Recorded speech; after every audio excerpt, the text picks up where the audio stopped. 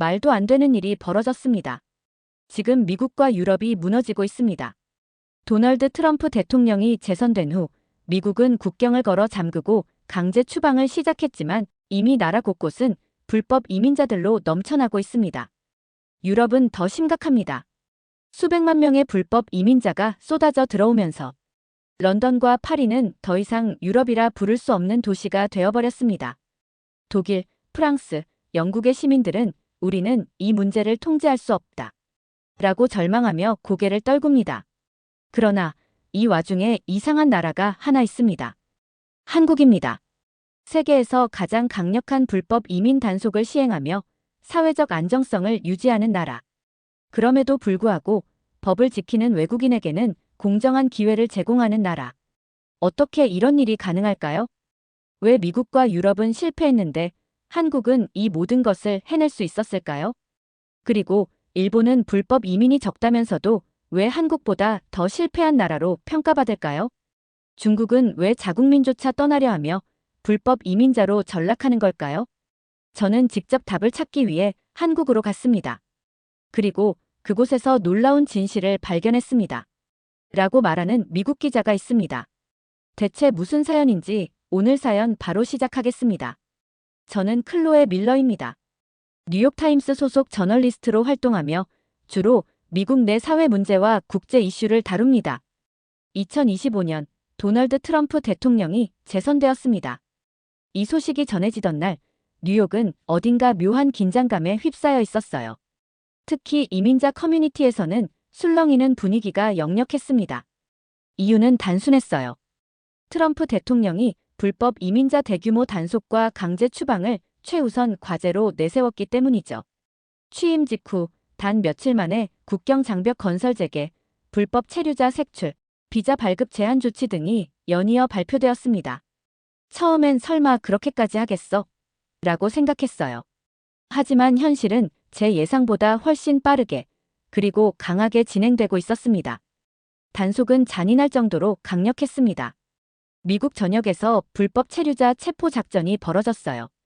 LA, 텍사스, 뉴욕 할 것 없이 이민세관단 속국 요원들이 이민자 밀집 지역을 급습했습니다. 어느 날 아침, 저는 브루클린의 한 카페에서 불법 이민자 관련 인터뷰를 준비하고 있었어요. 그때 갑자기 문이 벌컥 열리며 요원들이 들이닥쳤습니다. 카페 안은 순간 아수라장이 되었어요. 저는 깜짝 놀라 자리에 얼어붙었고 주위를 둘러보니 몇몇 손님들은 얼굴이 새하얗게 질려 있었습니다. 라틴계 직원 한 명이 덜덜 떨며 주방으로 도망쳤어요. 하지만 요원들은 곧바로 그를 붙잡고 바닥에 내동댕이 쳤습니다. 제 눈앞에서 그는 소리치며 애원했어요. 제발요. 제 아이가 아직 집에 있어요.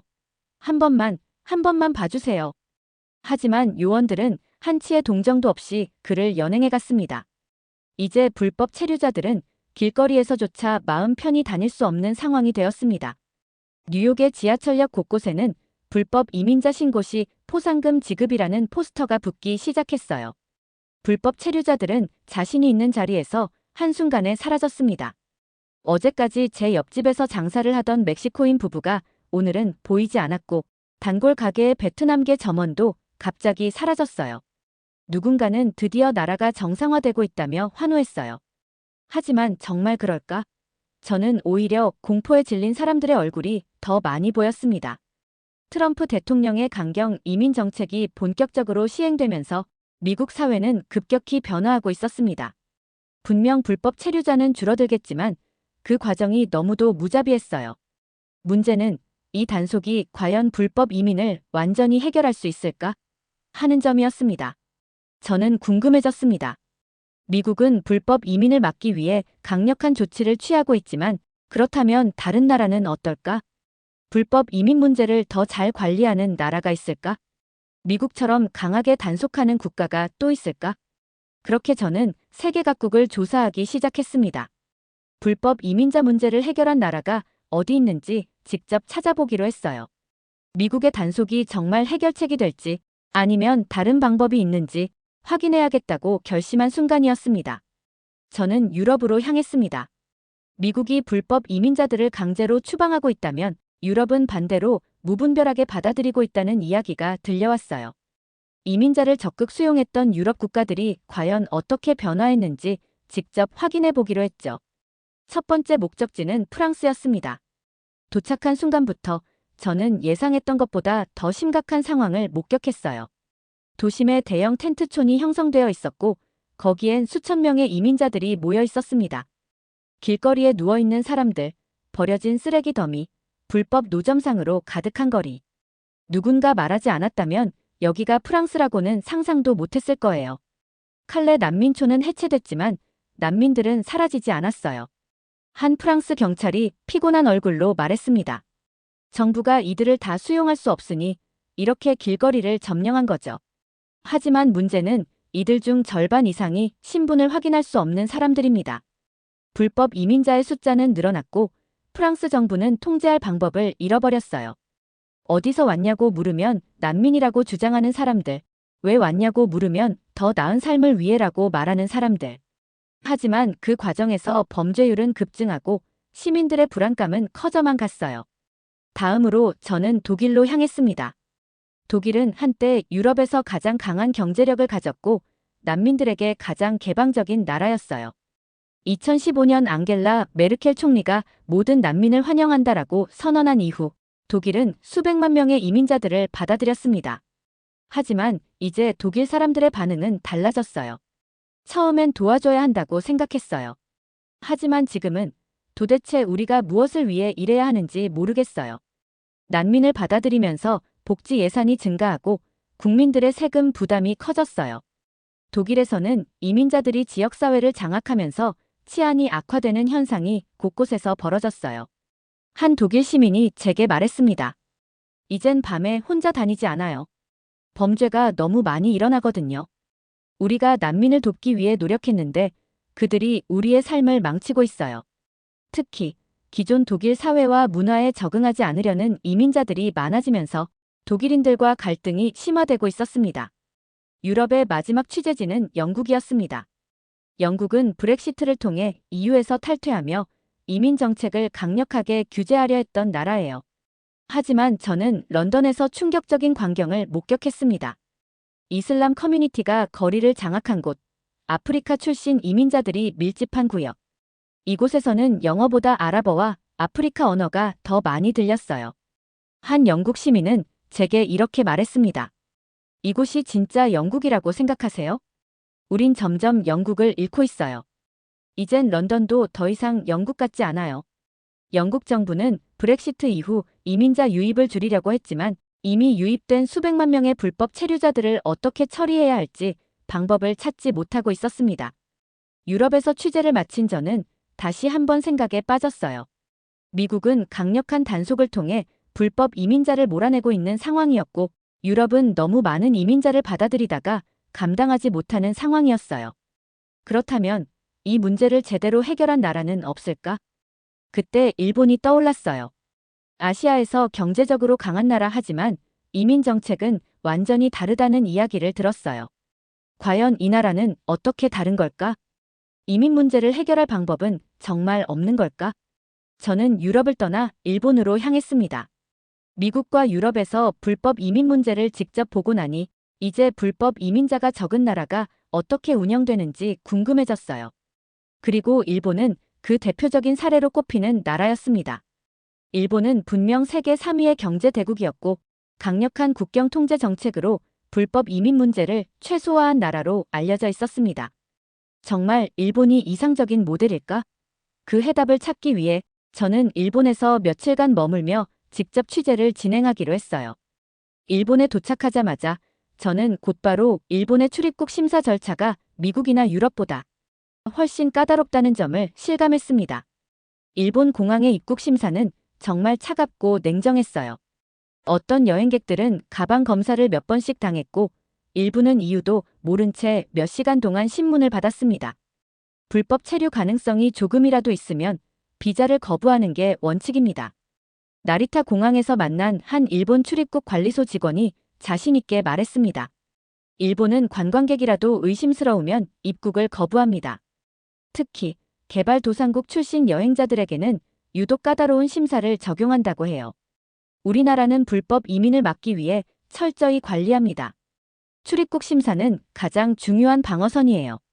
그들의 태도는 단호했고 불법 이민이 쉽게 발붙일 수 없도록 철저하게 통제하는 시스템이었습니다. 일본이 불법 이민을 막은 것은 분명 성공적인 정책이었습니다. 그러나 저는 일본 내 외국인들의 현실을 취재하면서 예상하지 못했던 문제들을 발견했습니다. 일본은 경제적으로 외국인 노동력을 필요로 하지만 외국인들이 장기적으로 정착하는 것은 원하지 않는 나라였어요. 쉽게 말해 필요할 때만 쓰고 필요 없으면 버리는 시스템이었습니다. 제가 만난 한 필리핀 출신 엔지니어는 일본에서 15년째 거주하고 있었습니다. 그는 일본의 대기업에서 일하며 높은 연봉을 받고 있었어요. 하지만 그의 표정은 씁쓸했습니다. 일본에서 돈을 벌 순 있어요. 하지만 저는 여전히 외국인일 뿐이죠. 일본은 우리를 사람으로 대하지 않아요. 일본에서 20년을 거주한 프랑스 출신 남성과 인터뷰를 했을 때 그는 저에게 이렇게 말했습니다. 일본에서 20년을 살았어요. 세금을 내고 일본 사회에 기여했죠. 하지만 저는 여전히 외국인이에요. 제가 죽을 때까지 일본인으로 인정받을 수 없을 거예요. 그의 말은 충격적이었어요. 그렇다면 일본에서 영주권을 받을 수 있는 사람들은 누구일까요? 놀랍게도 일본 사회가 인정하는 특별한 외국인들만 영주권을 받을 수 있었습니다. 그 특별한 외국인이란 게 누구냐고요? 일본이 정말 필요로 하는 과학자, 경제적 기여도가 높은 기업가들 뿐이죠. 그렇다면 일반적인 노동자나 가족 이민자는요? 그들은 일본에서 수십 년을 살아도 일본인이 될 수 없는 운명이었습니다. 일본은 분명 불법 이민을 강력하게 차단하는 데 성공한 나라였습니다. 그러나 동시에 합법적인 이민조차도 막아버린 나라이기도 했어요. 저는 일본에서의 취재를 마치고 고민에 빠졌습니다. 미국과 유럽은 불법 이민 문제로 혼란에 빠졌고 일본은 이민 자체를 차단해버린 나라였습니다. 그렇다면 다른 아시아 국가들은 어떨까요? 한국은 일본과 다르게 외국인을 아예 배척하지 않으면서도 불법 이민을 강력하게 통제하는 나라라는 이야기를 들었습니다. 법과 원칙을 지키는 외국인에게는 기회를 주지만 불법 이민은 강력하게 단속한다. 이것이 과연 가능할까? 저는 곧바로 한국으로 향하기로 했습니다. 한국에 도착하자마자 저는 뜻밖의 사실을 알게 되었습니다. 중국에서 한국으로 불법 이민을 시도하는 사람들이 급증하고 있다는 것이었어요.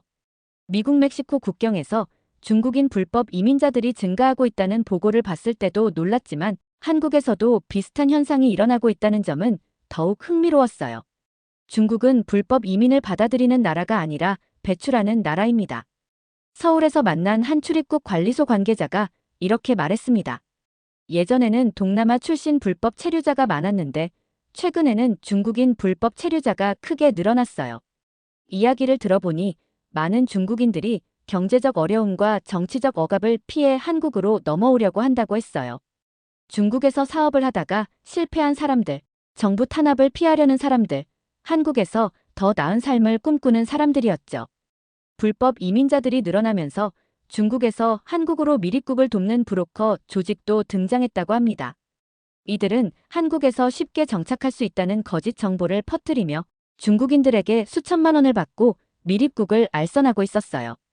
심지어 한국에 도착하면 합법적으로 일할 수 있는 것처럼 속이기도 했다는 이야기도 있었죠. 하지만 현실은 달랐습니다. 한국 정부는 첨단 감시 시스템과 강력한 출입국 관리로 불법 이민을 차단하고 있었어요. 한국은 외국인을 배척하지 않지만 그렇다고 불법 이민을 용인하지도 않습니다. 출입국 관리소 직원의 말이었습니다. 한국 정부는 불법 체류자를 색출하는 AI 시스템을 도입했고 관광 비자로 입국한 뒤 사라지는 사람들을 빠르게 추적하고 있었습니다. 저는 실제로 한국에 불법 체류 중인 중국인을 인터뷰할 수 있었습니다.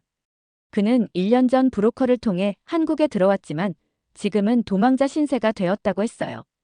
브로커들이 말하길 한국은 불법 체류자도 쉽게 살 수 있는 나라라고 했어요. 하지만 현실은 완전히 달랐습니다. 그는 일자리를 구하기 힘들었고 한국의 철저한 단속 때문에 늘 불안에 떨어야 한다고 말했습니다. 한국에서 일하다가 단속에 걸린 친구가 있었어요. 바로 잡혀서 강제 추방됐죠. 저도 매일 불안하게 살아가고 있어요. 그렇다면 한국과 일본의 차이는 무엇일까요? 일본도 불법 이민을 막고 있지만 그 방식이 완전히 달랐어요. 일본은 아예 외국인을 받아들이지 않으려고 했어요. 한국은 외국인에게 합법적인 기회를 제공하지만 불법 이민은 철저히 막고 있었어요. 일본에서는 수십 년을 살아도 일본인이 될 수 없었고, 한국에서는 법을 지키고 정당한 절차를 밟으면 외국인도 안정적으로 살 수 있었어요. 중국인들은 왜 한국을 선택하는가? 저는 이 질문이 궁금했어요. 왜 중국인들은 한국으로 불법 이민을 시도하는 걸까요? 그 이유는 한국이 동아시아에서 가장 성공한 나라 중 하나이기 때문이었습니다. 경제가 안정적이다. 기술과 산업이 발전했다. 법과 질서가 잘 유지된다. 이 모든 요소들이 결합되어 많은 중국인들이 한국에서 기회를 얻고 싶어 했던 것이죠. 하지만 그들은 한 가지 사실을 간과하고 있었습니다. 한국은 무법천지가 아니다. 한국은 불법 이민을 용인하지 않는다. 그렇기에 중국인들의 불법 이민 시도는 한국에서 쉽게 받아들여지지 않는 것이었어요. 저는 한국에서 살아가는 외국인들의 현실을 직접 취재하기로 했어요. 이전까지 저는 미국, 유럽, 일본을 조사하면서 불법 이민자 문제의 양면성을 목격했습니다. 그렇다면 한국에서 합법적으로 정착한 외국인과 불법 체류자의 삶은 어떻게 다를까? 이 질문에 대한 답을 찾기 위해 저는 한국에서 다양한 외국인들을 만나기로 했습니다. 첫 번째로 저는 합법적으로 한국에서 자리 잡은 외국인들을 만났습니다. 그들은 취업비자, 유학비자, 결혼비자 등 정식 절차를 통해 한국에 정착한 사람들이었어요. 서울에서 7년째 거주 중인 프랑스 출신의 IT 엔지니어 마티유를 만났습니다. 그는 한국에서 취업비자를 받아 대기업에서 근무 중이었어요. 처음엔 언어 장벽이 컸지만 한국 기업 문화에 적응하니 기회가 많았습니다. 한국은 외국인도 법과 규정을 따르고 실력을 증명하면 성장할 수 있는 곳이에요. 그는 한국에서 일하면서 이민자에 대한 차별은 크지 않다고 했어요. 물론 언어와 문화적 차이는 있었지만 그건 어느 나라를 가든 겪는 문제라고 했죠. 그런데 그는 중요한 점을 지적했습니다. 한국에서 합법적으로 자리 잡으려면 기본적인 요건을 충족해야 합니다. 비자가 있어야 하고 법을 준수해야 하며 세금을 성실히 내야 해요. 즉, 한국은 무조건 외국인에게 개방적인 나라가 아니라 법과 원칙을 지키는 외국인에게는 기회를 주는 나라라는 거였어요. 그러나 저는 정반대의 사례도 취재해야 했습니다. 한국에는 불법 체류 중인 외국인 노동자들도 존재했어요. 특히 중국, 태국, 베트남에서 온 사람들이 많았죠. 저는 서울 외곽 지역에서 불법 체류 중인 태국 출신의 노동자 파라윗을 만날 수 있었습니다. 그는 관광 비자로 한국에 입국한 뒤 체류 기간이 끝나고도 귀국하지 않았어요. 한국에서 더 많은 돈을 벌 수 있을 거라고 믿었기 때문이죠. 그는 매일 불안 속에서 살아가고 있었습니다. 경찰 단속이 있을 때마다 저는 도망쳐야 해요. 그는 한국에서 생활하는 동안 건강보험 혜택도 받을 수 없고 합법적인 보호도 받을 수 없었습니다. 그렇다고 쉽게 돌아갈 수도 없었어요. 이미 한국에 오기 위해 브로커에게 큰 돈을 지불했고 빈손으로 돌아가기엔 너무 늦어버렸다고 했습니다. 저는 두 부류의 외국인을 만나고 나서 결정적인 차이를 발견할 수 있었습니다. 합법적으로 정착한 외국인들은 안정적인 직장과 미래를 가질 수 있었지만 불법 체류자들은 하루하루 불안에 떨며 살아야 했죠. 이 차이를 만든 것은 단 하나, 법을 지켰느냐, 아니냐였습니다. 저는 한국에서 불법 이민과 합법적인 외국인의 차이를 뚜렷이 확인할 수 있었습니다. 한국은 미국이나 유럽처럼 무분별하게 이민자를 받아들이지도 않았고 일본처럼 외국인을 철저히 배척하지도 않았습니다. 그렇다면 이런 시스템이 정말 완벽하게 작동하고 있을까요? 저는 이번엔 한국의 또 다른 현실을 들여다보기로 했어요. 분명 법과 질서를 철저히 유지하는 한국이지만 그 과정에서 생기는 문제점이 없을 리 없었습니다. 서울에서 10년 넘게 살고 있는 우즈베키스탄 출신의 교사 알리나를 만났습니다. 그녀는 정식 취업 비자를 받고 한국에서 일하며 합법적으로 세금을 내고 있는 외국인이었어요. 그런데도 그녀는 불편한 시선을 받는 경우가 많다고 했어요. 출입국 단속이 강화되면서 한국에서 불법 체류자가 아닌 사람들까지 의심받고 있어요.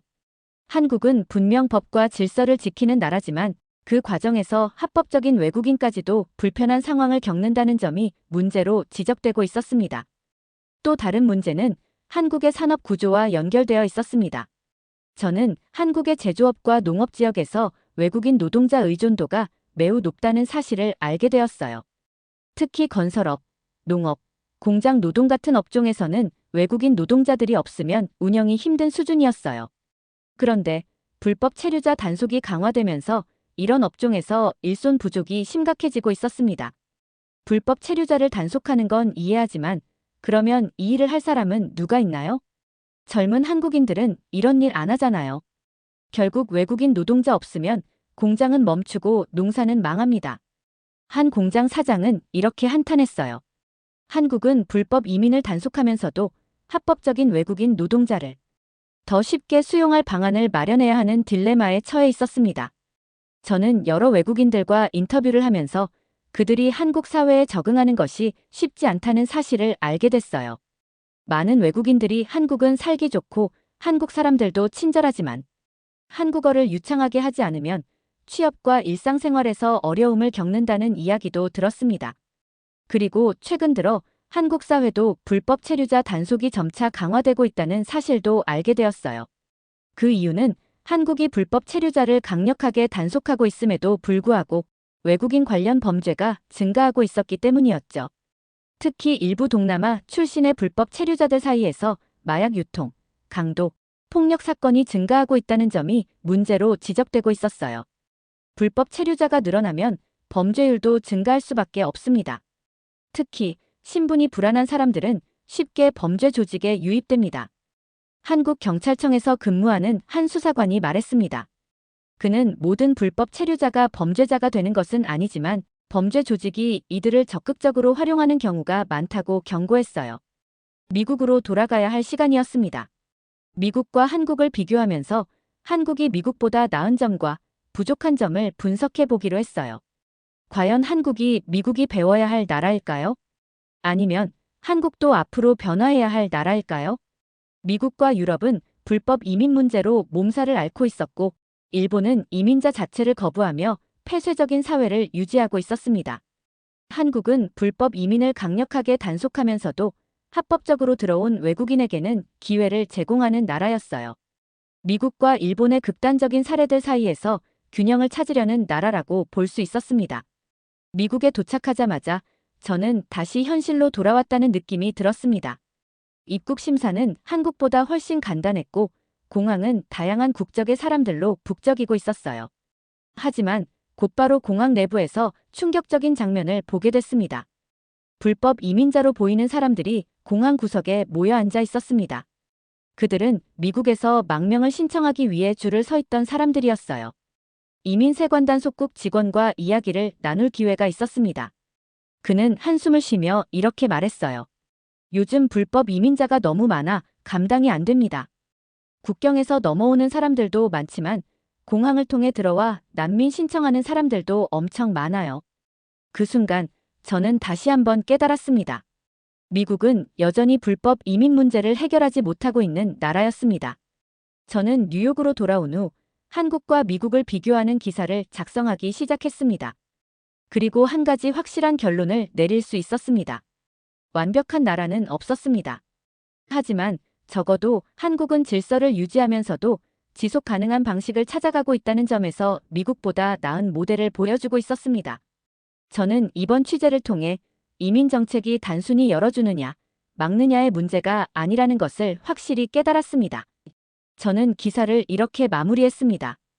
완벽한 이민 정책은 존재하지 않는다. 하지만 한국은 불법 이민을 막으면서도 합법적인 기회를 제공하는 균형점을 찾으려 하고 있다. 이는 미국과 유럽이 배워야 할 중요한 교훈이다. 그리고 저는 생각했습니다. 한국은 지금까지 살아남았지만 앞으로도 이민 문제에서 승리할 수 있을까? 아니면 앞으로 한국도 미국처럼 불법 이민 문제로 혼란을 겪게 될까?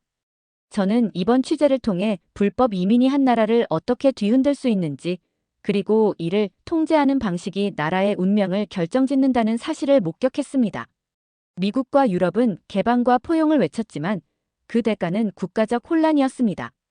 도시가 무너지고 치안이 악화되며 사회적 갈등이 폭발하는 현장을 직접 보았습니다. 반면 일본은 불법 이민을 막는 데 성공했지만 그 대가는 경제 정체와 인구 붕괴였어요. 외국인을 필요할 때만 이용하고 필요 없으면 버리는 시스템이 일본을 고립시키고 있었죠. 그리고 한국은 법과 질서를 유지하면서도 합법적인 외국인들에게 기회를 주는 나라였습니다. 제가 마지막으로 던진 질문은 이것입니다. 한국은 앞으로도 이 균형을 유지할 수 있을까? 아니면 결국 미국과 유럽처럼 불법 이민 문제로 흔들리게 될까? 그 답은 시간이 지나야 알 수 있을 것입니다. 그러나 한 가지 확실한 것은 법과 질서를 유지하는 나라만이 살아남을 것이라는 점입니다. 이민 문제에 대한 당신의 생각은 무엇인가요? 제 이야기는 여기서 끝나지만 이민 문제를 둘러싼 논쟁은 계속될 것입니다. 두 번째 사연 시작합니다. 한국은 기적의 나라다.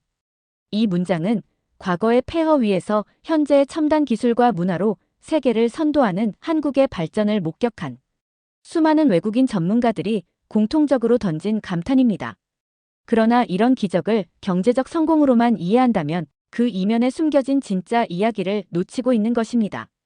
한국은 위기를 극복하는데 그치지 않습니다.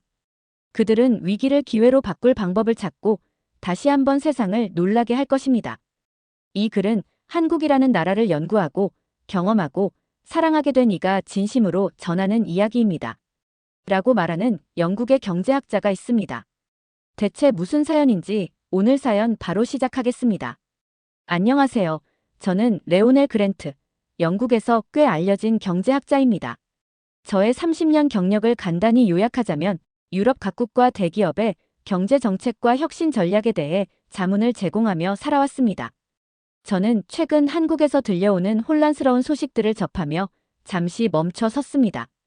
계엄령, 탄핵, 혼란과 분열 이런 단어들이 뉴스 헤드라인을 가득 채우고 있지만 저는 그 너머에서 여전히 빛나는 한국의 저력을 떠올립니다.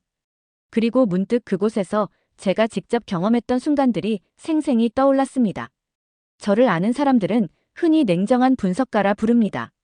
저는 사실과 데이터에 근거해 결론을 내리는 걸 자랑으로 여겨왔습니다. 그래서였을까요? 몇 년 전 국제 컨퍼런스에서 한국은 일본과 미국의 경제 모델을 그대로 따르며 성장했다고 말한 제 발언이 논란이 될 줄은 몰랐습니다. 그 후 평소 자주 참석하던 학술 포럼의 한 관계자로부터 이메일이 도착했습니다. 보낸 곳은 다름 아닌 한국의 경제연구소였습니다. 강연 초청이라는 제목이 붙어있는 초청장은 상당히 정중했고 기대감에 찬 문구들로 채워져 있었습니다. 귀하의 경제학적 통찰과 유럽 내에서의 영향력을 한국에서도 배우고 싶습니다. 한국의 경제 발전 모델에 대한 강연을 요청드립니다. 처음에는 이게 단순한 외교적 수사인지 아니면 진심인지 의문이 들었습니다. 다만 이번 초청이 그와 관련된 것이라면 흥미로울 수 있겠다는 생각이 들었습니다. 아마 나의 발언에 대해 반박하고 싶어 초청한 것이겠지. 저는 그렇게 결론을 내렸습니다. 그럼에도 불구하고 저는 이 기회를 놓치고 싶지 않았습니다. 한국이라는 나라는 제 연구에서 언제나 미스터리 같은 존재였거든요. GDP는 급상승했지만 그 배경이 뚜렷하지 않았던 곳. 이번 강연을 통해 내 주장에 더 강력한 증거를 마련할 수 있을지도 몰라. 저는 약간의 의도와 호기심을 품고 초청을 받아들이기로 결정했습니다. 하지만 이메일을 읽고 며칠 동안 계속 마음 한구석이 찜찜했어요. 마치 그들이 제 발언을 바로잡기 위한 복수를 준비한 것 같은 기분이 들었지만 설마 그 정도는 아닐 거라며 스스로를 설득했습니다. 초청장을 수락한 이후 연구소 측에서 바로 일정을 보내왔습니다. 비즈니스 클래스 항공권, 서울 시내 최고급 호텔, 그리고 삼성전자 본사 투어까지 포함된 일정이 꽤 호화로웠습니다. 한국은 이렇게 초청객에게 과하게 대접을 하나? 다소 의아했지만 이 또한 흥미로웠습니다. 그날 저녁 서재에 앉아 조용히 한국에 대한 기존 연구 자료를 펼쳤습니다. 한국의 GDP 성장 곡선을 다시 보며 한숨을 내쉬었습니다. 이것도 결국 일본과 미국의 전략 덕분이겠지. 얼마나 창의적일 수 있었겠어? 라고 생각하며 자료를 덮었죠. 사실 저는 이 강연을 통해 저의 기존 입장을 강화하고 돌아올 생각이었습니다. 긴 비행 끝에 서울 인천공항에 도착했어요. 입국 수속을 밟으며 주변을 둘러보니 공항이 꽤 현대적이고 효율적이라는 첫 인상을 받았습니다. 국제선 탑승객들이 밀려드는 와중에도 공항의 운영은 놀랄 정도로 매끄러웠습니다. 저는 유럽 여러 나라의 공항들을 다녀봤지만 이곳은 뭔가 달랐어요. 기술적으로 완벽해 보이는 시스템과 직원들의 빠른 대응이 인상적이었죠. 어차피 겉모습일 뿐이겠지. 속으로 이렇게 생각하며 초연한 표정을 지으려 했지만 솔직히 조금 당황했습니다. 제가 떠올렸던 한국의 이미지는 이 정도로 첨단화된 나라가 아니었거든요. 공항 내부에 설치된 디지털 키오스크와 스마트 안내 시스템은 유럽의 허브 공항조차 따라오기 힘들 정도로 발전된 모습이었어요. 공항에서 준비된 차량을 타고 서울 도심으로 이동하던 중 또 한 번 놀랄 일이 생겼습니다. 도시로 들어가는 고속도로는 깨끗하고 체계적이었으며 도심에 가까워질수록 눈에 띄는 현대적인 건물들이 시야를 가득 채웠어요. 수십 층 높이의 빌딩 사이로 초록빛 공원과 넓은 도로가 정돈된 모습으로 펼쳐져 있었습니다. 조금씩 미묘한 의문이 들기 시작했습니다.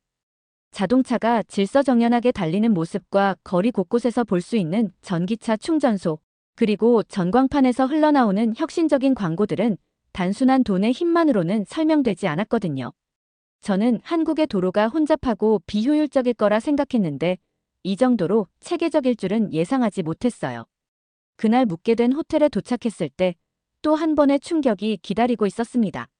체크인 절차가 무척 간단했는데 프런트 데스크에서 받은 태블릿 하나로 방의 모든 것을 제어할 수 있었기 때문입니다. 에어컨, 조명, 심지어 창문의 커튼까지 버튼 하나로 조작할 수 있었어요. 저는 처음엔 장난처럼 다뤄봤지만 조금씩 흥미가 생기기 시작했죠. 이 정도 기술은 선진국이라면 당연한 거 아냐? 하고 저 자신에게 말해봤지만 이 호텔의 수준은 단순한 기술적 편리함을 넘어서 있었습니다. 저녁에는 서울의 번화가를 산책했습니다. 빛나는 네온사인 아래 다양한 사람들로 북적이는 거리의 에너지는 제가 이전에 경험해본 어떤 도시와도 달랐습니다. 특히 골목마다 자리 잡은 카페와 가게들에서는 사람들의 열정과 개성이 묻어나오는 듯 했어요. 저는 이런 거리 풍경이 단순히 상업적 발전만을 의미하는 건 아니라고 느꼈습니다. 사람들의 표정에는 자신감과 활기가 가득했고 그것이 이 도시를 더욱 특별하게 만들고 있었습니다. 하지만 여전히 한 가지는 믿을 수 없었어요.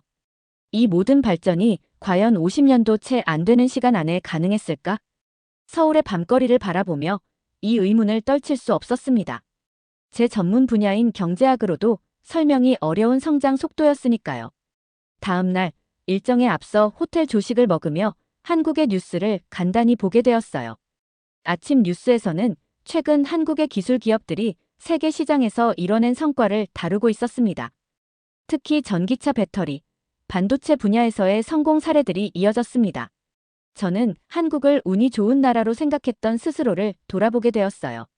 공항, 도시 인프라, 그리고 사람들까지 처음부터 마지막까지 제가 예상했던 모든 것이 틀리기 시작했죠.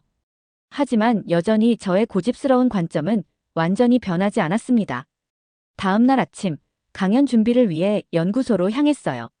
초청을 주최한 경제연구소는 서울 중심가에 위치한 현대적인 건물에 자리 잡고 있었습니다. 엘리베이터를 타고 올라가자 연구소의 책임자인 박 교수가 직접 저를 맞아주었죠. 그는 따뜻한 미소와 함께 회의실로 안내했습니다. 회의실의 벽면에는 한국 경제의 발전 과정을 나타내는 대형 디스플레이가 있었습니다. 박 교수는 친절하면서도 날카로운 질문을 던졌어요. 패터슨 박사님, 한국 경제를 분석하실 때 가장 놀라운 점은 무엇인가요? 잠시 머뭇거리다가 대답했습니다. 성장 속도입니다. 50년도 채 되지 않은 시간 안에 선진국으로 도약한 사례는 역사적으로 유례가 없죠. 하지만 전 이 성장의 핵심이 외부 요인이라고 봅니다. 그는 미소를 유지했지만 눈빛은 날카로웠습니다. 그렇다면 오늘 저희가 준비한 자료를 한번 검토해 보시겠습니까? 박 교수는 연구소의 다른 연구원들을 불러와 저를 안내했습니다. 그들은 한국 경제 성장의 주요 요인을 분석한 데이터와 보고서를 보여주었어요. 보고서를 읽으며 저는 점점 더 혼란스러워졌습니다. 보고서에는 한국의 독특한 교육 시스템, 산업화 과정에서의 국민적 희생, 그리고 정부 주도의 전략적 계획이 상세히 기록되어 있었어요. 예를 들어 새마을 운동이라는 프로젝트는 국민적 단결과 자립의식을 고취시키는 혁신적인 캠페인이었더군요. 이런 프로젝트를 스스로 기획하고 실행했다고요? 저는 믿기 어려워 다시 물었어요. 연구원 중 한 명이 답했습니다. 네, 당시 한국은 외부 원조에만 의존하지 않았습니다. 오히려 자립을 위해 치열하게 노력했죠. 국민 한 사람 한 사람이 주인의식을 가지고 변화를 이끌었습니다. 데이터를 읽으면서 점점 더 당혹스러워졌습니다. 국민적 단결이라니 말은 좋지만 실제로는 불가능하지 않나요? 제가 반문하자 박 교수는 진지하게 답했습니다. 그렇지 않습니다. 당시 한국 사람들은 배고픔과 가난에서 벗어나기 위해 무엇이든 할 각오가 되어 있었습니다. 경제적 이익 이상의 것이 있었죠. 그날 밤 호텔로 돌아와 강연 자료를 다시 검토하며 깊은 고민에 빠졌습니다. 제가 준비한 자료는 한국의 성장을 외부 요인에 국한시키는 내용이었어요. 하지만 오늘 본 자료들은 제 기존의 견해를 뒤집는데 충분한 설득력을 가지고 있었죠. 연구소에서는 저를 위해 몇 가지 현장 방문 일정을 마련해 주었고 내심 호기심과 경계심을 동시에 품은 채 일정에 따라 움직이기로 했습니다. 첫 번째 방문지는 바로 세계적인 전자기업 삼성전자의 본사였습니다.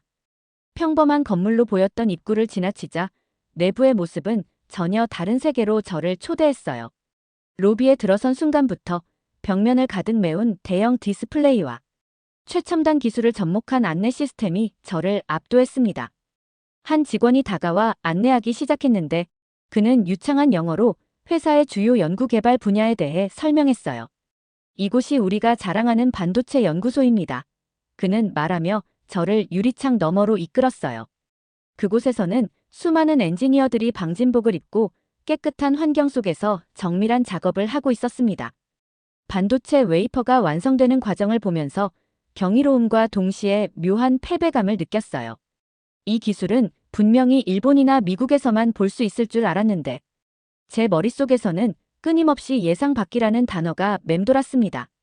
가이드는 이어서 삼성의 AI 연구실로 저를 안내했습니다.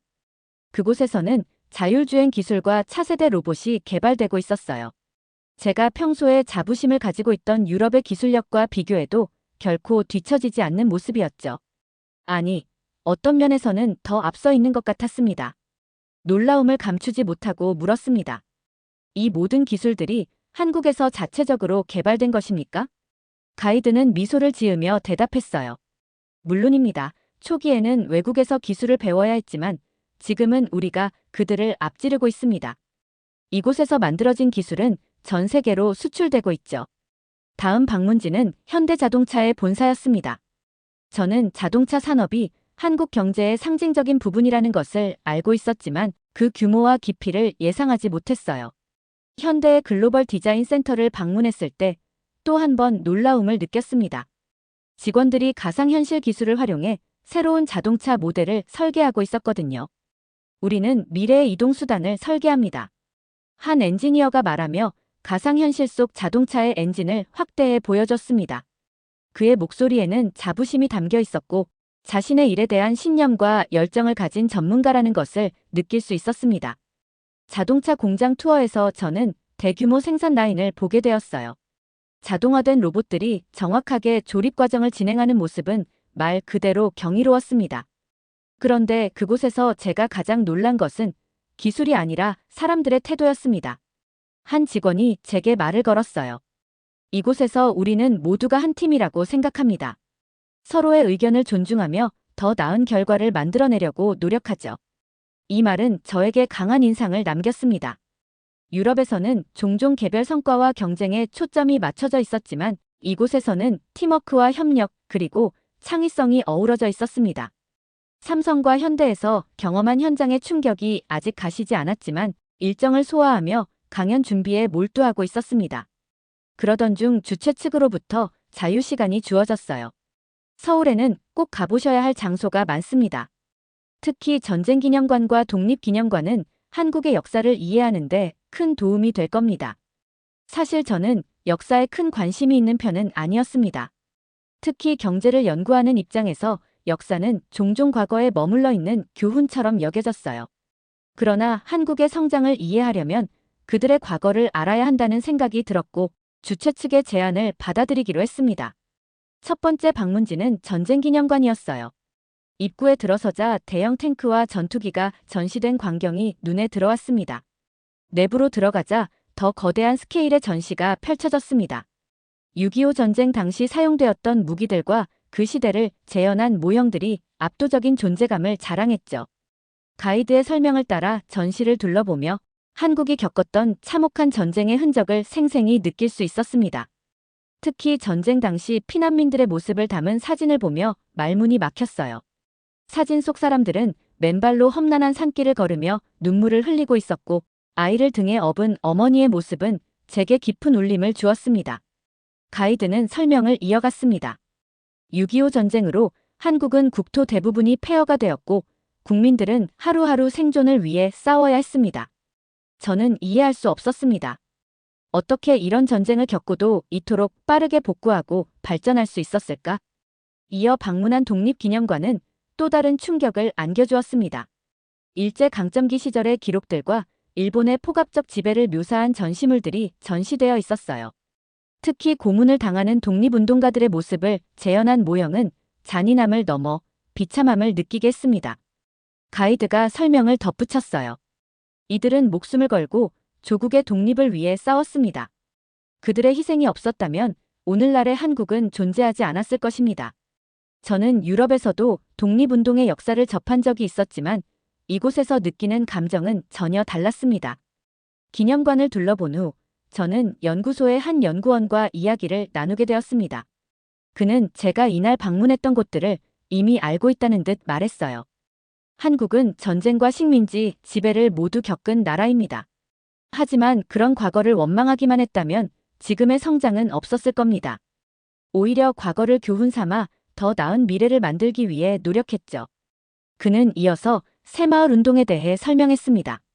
1970년대 초 한국은 여전히 가난에서 벗어나지 못했어요. 하지만 정부와 국민이 힘을 합쳐 잘 살아보세라는 구호 아래 농촌 개발과 산업화를 이뤄냈죠.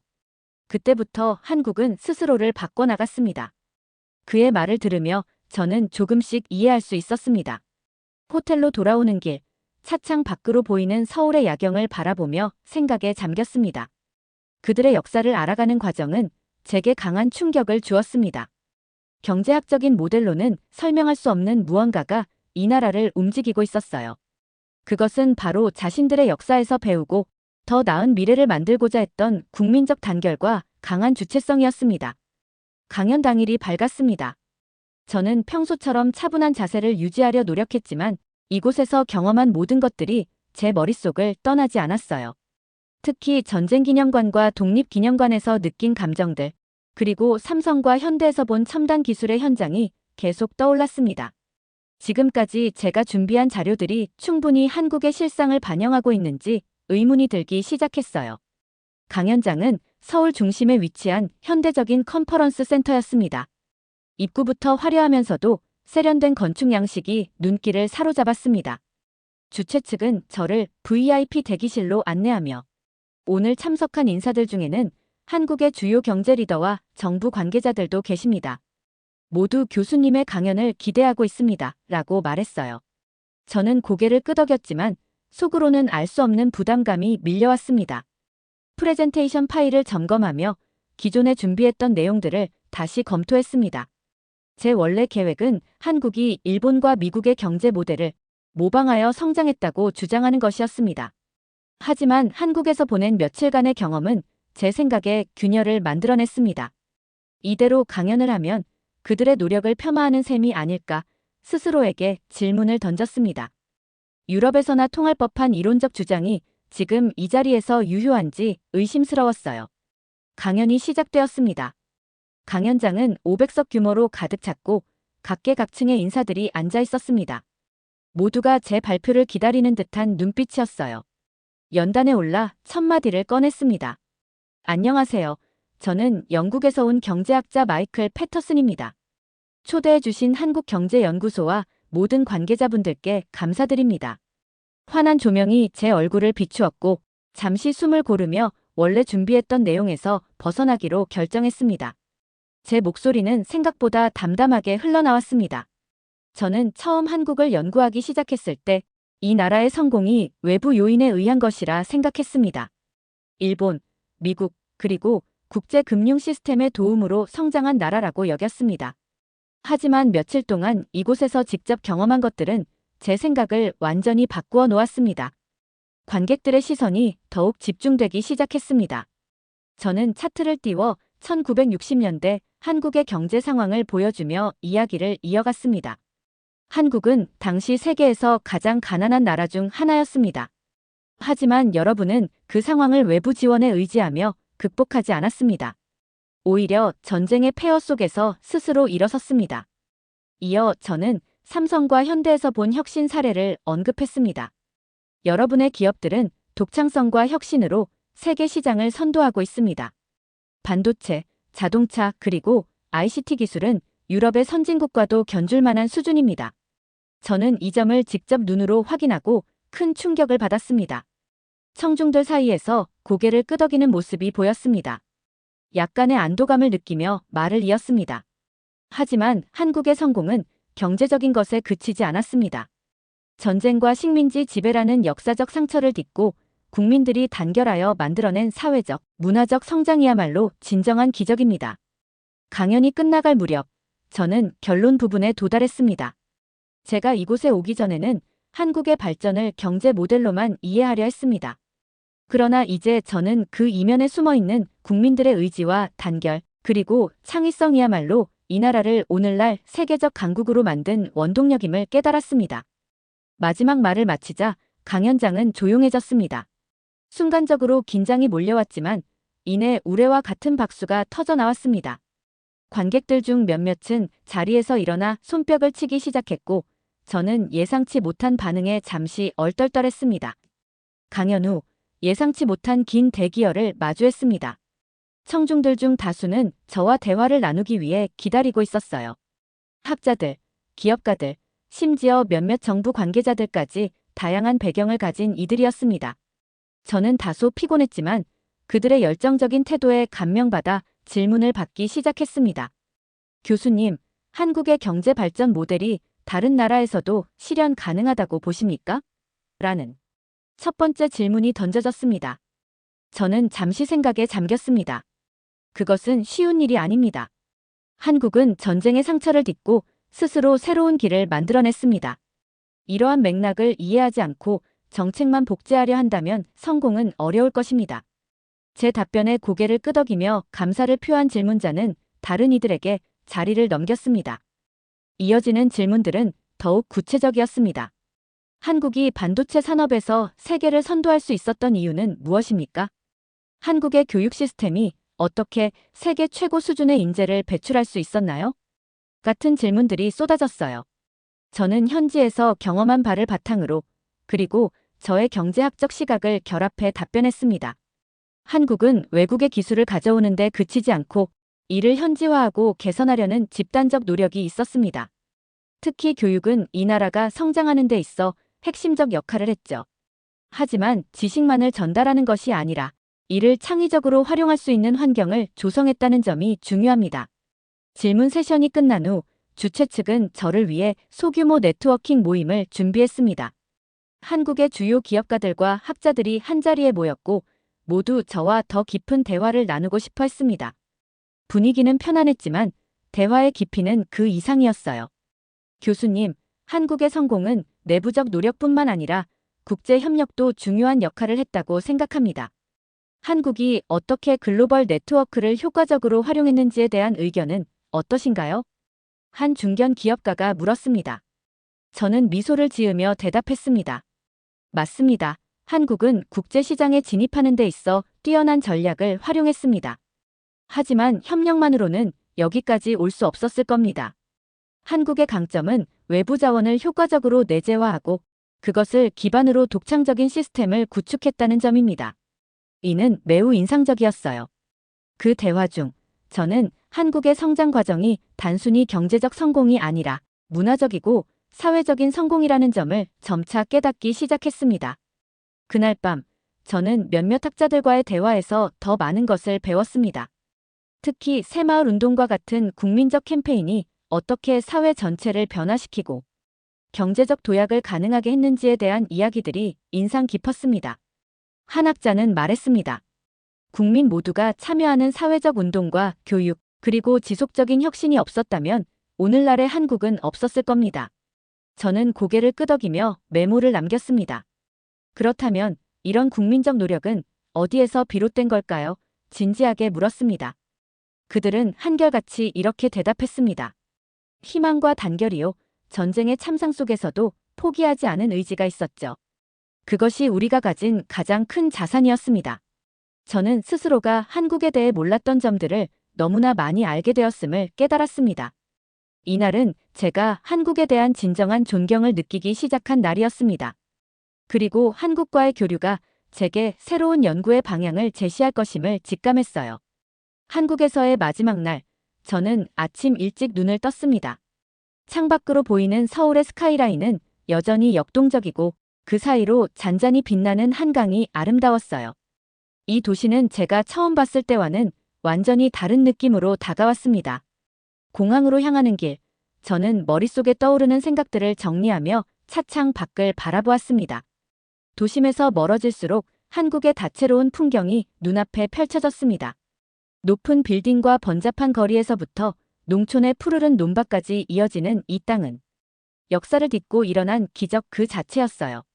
50년 만에 이 정도의 변화를 만들어낼 수 있다니. 그것도 전쟁의 참상을 겪은 나라에서. 저는 스스로 중얼거렸습니다. 공항에 도착하자 연구소 직원이 마지막으로 제게 건네준 서류 봉투가 떠올랐습니다.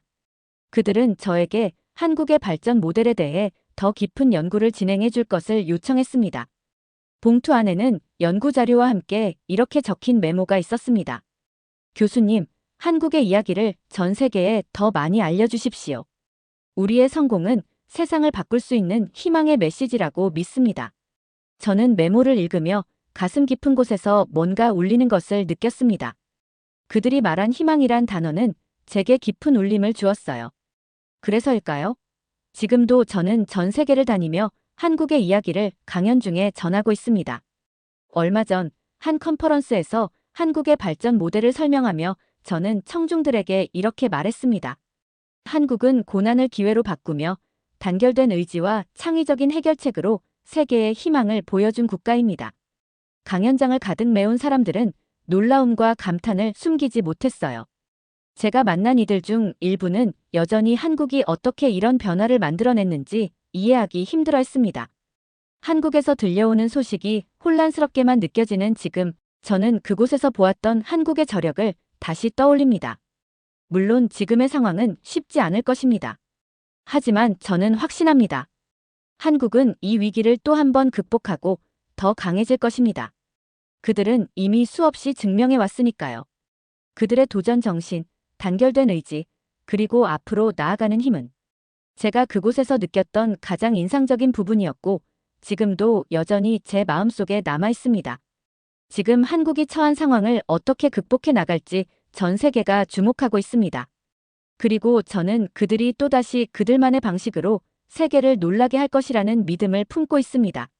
오늘 사연이 재미있으셨다면 구독과 좋아요, 알림 설정까지 부탁드립니다. 더 재미있는 사연으로 돌아오겠습니다. 이상 감동탐험이었습니다.